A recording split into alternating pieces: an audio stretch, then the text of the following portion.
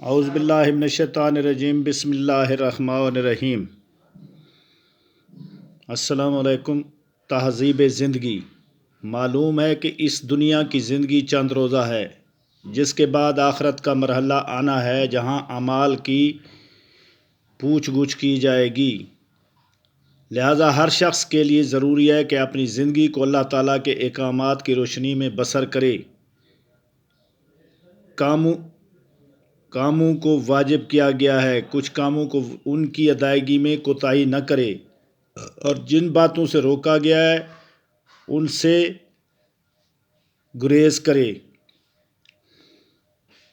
شریعت کے اصولوں پر عمل کرتے ہوئے اپنے فرائض کے بارے میں جاننے کی کوشش کی جائے، حلال و حرام کا خیال کیا جائے۔ فضیلت علم۔ نبی کریم صلی اللہ علیہ وآلہ وسلم نے فرمایا کہ ہر مسلمان مرد اور عورت پر علم حاصل کرنا فرض ہے۔ اللہ تعالیٰ نے بھی علم حاصل کرنے والوں کو پسند فرمایا ہے۔ حضرت علی علیہ السلام فرماتے ہیں کہ علم کا حصول اور اس پر عمل دین کا کمال ہے۔ امام جعفر صادق علیہ السلام نے فرمایا کہ دین کا علم ضرور حاصل کرنا چاہیے اور جہالت سے بچنا چاہیے۔ آپ علیہ السلام نے فرمایا کہ انسان 3 قسم کے ہیں: ایک عالم، نمبر 2 طالب علم، نمبر 3 خس و خاشاک، یعنی جو شخص نہ عالم ہو نہ طالب علم ہو اور وہ کوڑے کے ڈھیر کی طرح بیکار ہو۔ حضرت امام جعفر صادق علیہ السلام نے فرماتے ہیں کہ عالم اس کو کہتے ہیں جس کا عمل اس کے قول و فعل کی تصدیق کرے۔ جس کا قول اس کے عمل کے مطابق نہ ہو وہ عالم نہیں ہوتا۔ ہم یہاں چند گناہان کبیرہ کا ذکر کریں گے۔ پہلا ہے والدین کی نافرمانی۔ ماں باپ کو تکلیف دینا اور ان کے حکم کی خلاف ورزی کرنا گناہ کبیرہ ہے۔ ماں باپ کی خوشی سے رسول خدا بھی راضی ہوتے ہیں اور والدین کی ناراضی سے وہ بھی ناخوش ہوتے ہیں۔ والدین کے حکم پر اطاعت جنت میں اور ان کی حکم عدولی جہنم میں لے جاتی ہے۔ قرآن پاک میں آیا ہے کہ اپنے والدین کے سامنے اف بھی نہ کرو، ان کے لیے ان کے کہے کو ہرگز مت ٹالو اور نرم اور دھیمے لہجے میں گفتگو کرو۔ اسی طرح خوش اخلاقی سے پیش آؤ۔ والدین ایسی عظیم نعمت ہے کہ اللہ اپنی عبادت کے ساتھ ان کی فرمانبرداری کا حکم بھی دیتا ہے۔ وَاعْبُدُوا اللَّهَ وَلَا تُشْرِكُوا بِهِ شَيْئًا وَبِالْوَالِدَيْنِ إِحْسَانًا۔ خدا کی عبادت کرو، کسی کو اس کا شریک نہ ٹھہراؤ اور والدین کے ساتھ بھلائی سے پیش آؤ۔ ایک حدیث میں آیا ہے کہ والدین کی آواز کے سامنے اپنی آواز کو بھی اونچا نہ کرو، ان کے ساتھ چلتے ہوئے ان سے آگے نہ چلو، ان کو سخت نظر سے نہ دیکھو۔ اگر وہ کسی بات پر ماریں تو ان کے لیے بخشش کی دعا کیا کرو۔ ان کے سامنے عز و انکساری کے ساتھ بیٹھو۔ کوئی ایسا کام نہ کرو جس سے ان کا نام بدنام ہو۔ ان کے دنیا سے جانے کے بعد ان کے لیے ایسے کام کرو جن سے ان کو ثواب پہنچے، مثلا نمازیں پڑھو، روزے رکھو، حج کرو۔ اگر ان کی زندگی میں ان کی نافرمانی کی تھی تو ان عبادات کے ذریعے دوبارہ ان کے فرمانبردار سمجھے جاؤ گے۔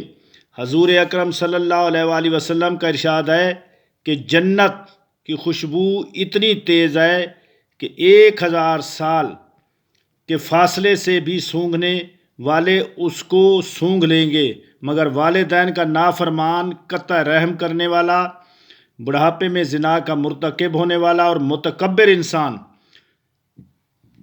جنت کی اس خوشبو کو نہ سونگھ سکیں گے۔ اس کے بعد دوسرا گناہ کبیرہ ہے زنا۔ زنا کے بارے میں قرآن مجید کی کئی آیات اور حدیث موجود ہیں۔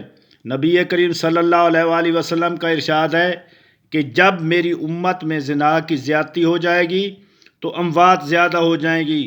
زنا کرنے والے مرد اور عورتوں کے لیے عذاب کی 6 اقسام ہیں، جن میں سے 3 اقسام دنیا میں ہیں اور 3 اقسام آخرت میں۔ دنیا میں عذاب کی اقسام یہ ہیں: دنیا میں چہرے کا نور ختم ہو جاتا ہے، ناداری و مفلسی اس کے ارد گرد پھیل جاتی ہے، اس کی موت قریب ہو جاتی ہے۔ آخرت میں جو عذاب جھیلنا ہوگا وہ یہ ہے: خدا کا غضب ہوگا، حساب کتاب میں سختی ہوگی، جہنم کی آگ میں ہمیشہ جلے گا۔ روایت میں ہے کہ جب قیامت کے دن زنا کرنے والے مرد اور عورتیں میدان حشر میں لائے جائیں گے تو ان کے مقام پیشاب سے ایسی سخت بدبو آ رہی ہوگی کہ تمام اہل محشر تکلیف میں ہو جائیں گے، ان پر ہر طرف سے لعنت کی جائے گی۔ شادی شدہ مرد اور عورت کا زنا کا مرتکب ہونا بدترین فعل ہے، اس میں دنیا اور آخرت دونوں جگہوں کی سزائیں بہت زیادہ سخت اور دشوار ہیں۔ اس کے بعد ہے اغلام۔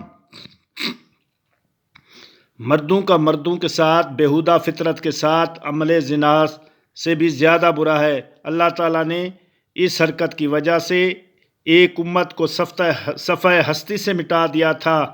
اسی طرح عورتوں کو عورتوں کے ساتھ برا فعل بھی نہایت خطرناک عمل ہے، جس کے عذاب کا تصور بھی انسان کو ہلا کر رکھ دیتا ہے۔ شرعی طور پر اس حرکت کے ارتکاب پر دنیا میں سزا یہ ہے کہ اگر مرد بالغ اور عقل والے ہوں تو قتل کر دیے جائیں، خواہ کسی بھی طرح سے ہوں۔ ایسی شرمناک برائی میں مبتلا ہونے والی عورتوں کے لیے شرعی سزا 100 کوڑے ہیں۔ دوسری اور تیسری بار اس برائی کے ارتکاب پر بھی سزا دی جائے اور چوتھی بار قتل کر دیا جائے۔ باقی جو تیسرا گناہ کبیرہ ہے سود بھی ایک گناہ کبیرہ ہے۔ قرآن پاک میں چند مقامات پر اس کی مذمت کی گئی ہے۔ ایک جگہ ارشاد ہے کہ سود کا کاروبار کرنے والے لوگ اللہ تعالیٰ اور اس کے رسول پاک صلی اللہ علیہ وآلہ وسلم سے لڑنے کے لیے تیار ہیں۔ ایک حدیث میں آیا ہے کہ سود کے 1 درہم کا گناہ کسی محرم عورت کے ساتھ 70 بار زنا کرنے سے بھی زیادہ سخت ہے۔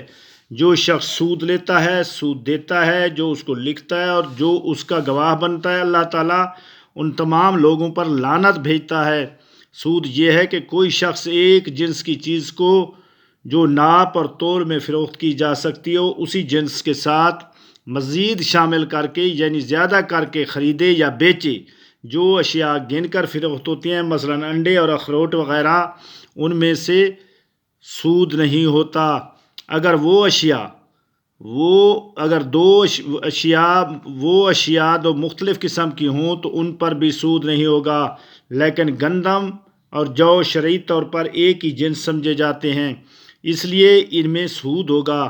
چند مقامات ایسے ہیں جن میں سود نہیں ہے، وہ یہ ہیں: باپ کا بیٹے کے ساتھ، شوہر کا بیوی کے ساتھ، مالک کا غلام یا کنیز کے ساتھ، مسلمان کا کافر کے ساتھ۔ اس طرح کے کام سے سود لے سکتا ہے مگر دے نہیں سکتا۔ اسی طرح قرض دیتے وقت اگر زیادہ واپس کرنے کی شرط عائد نہ کی جائے تو قرض لینے والا اپنی خوشی سے زیادہ ادا کر دے تو کوئی حرج نہیں ہے، وہ سود کے زمرے میں نہیں آئے گا۔